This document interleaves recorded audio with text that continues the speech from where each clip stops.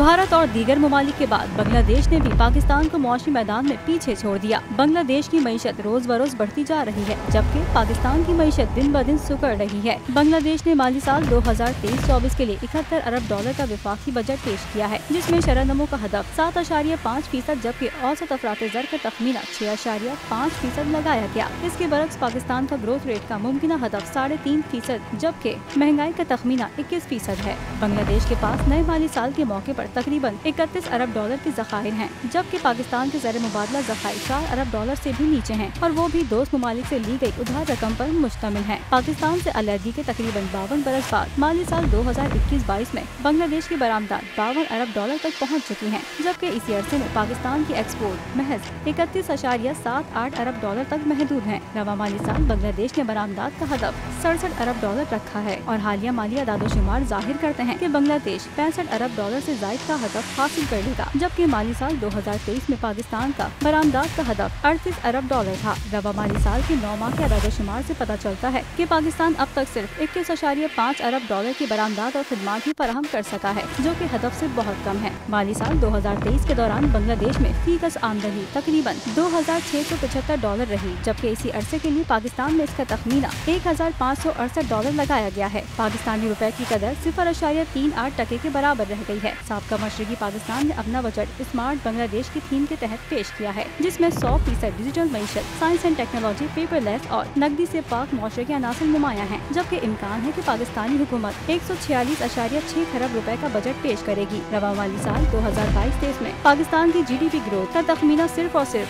0.299% है। इससे अंदाजा लगाया जा सकता है कि हमारा मुल्क उन ममालिक से कितना पीछे है जिन्होंने हमारे बाद आज़ादी हासिल की थी।